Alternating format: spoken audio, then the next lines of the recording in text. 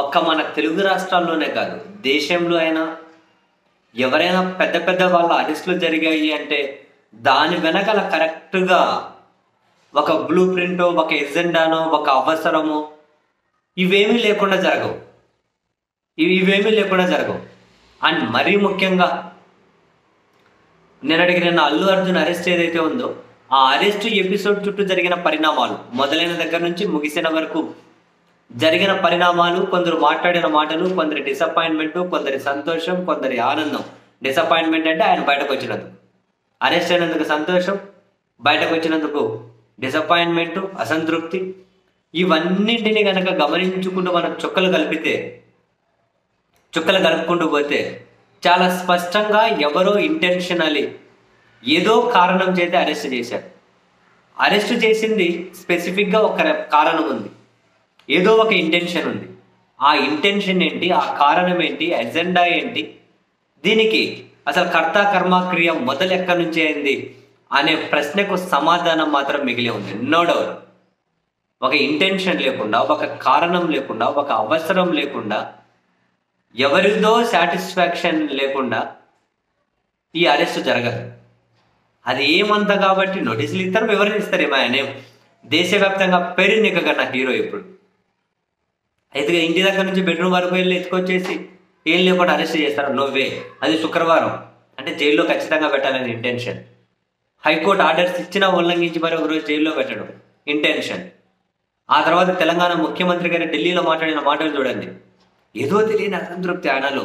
ఈయన బయటకు వచ్చినందుకు, ఈయన అరెస్ట్ మీద జరుగుతున్నటువంటి తీవ్రమైన వ్యతిరేక ప్రచారం మీద ఏదో ఒక అసంతృప్తి.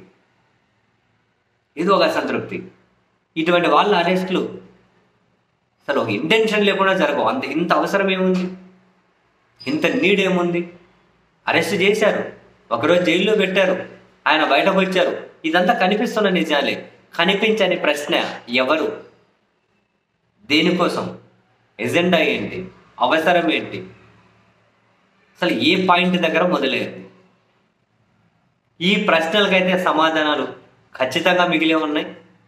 ఆ సమాధానాలు మరి ఎప్పటికైనా బట్టబయలు అవుతాయా? దీని వెనక ఉన్నటువంటి గుడుపుటాన్ని బయటపడుతుందా? డెఫినెట్లీ తెలియాల్సిన అంశమే, తెలుసుకోవాల్సిన అంశమే. ఆయన ఇమేజ్ పీక్స్లో ఉన్నప్పుడు, ప్రత్యక్షంగా ఆయనకు సంబంధం లేని విషయంలో జస్ట్ ఒక నోటీస్ ఇచ్చి వివరణ కావాల్సిందే తీసుకోవాల్సినటువంటి విషయంలో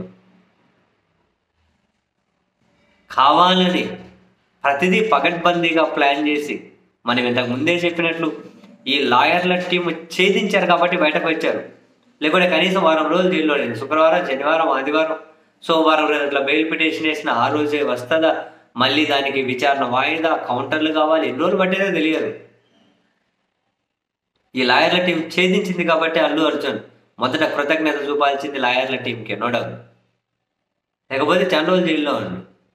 ఈ సెక్షన్లు ఏంటివి, గత ఏంటివి, ఇవి తేలాలి కదా.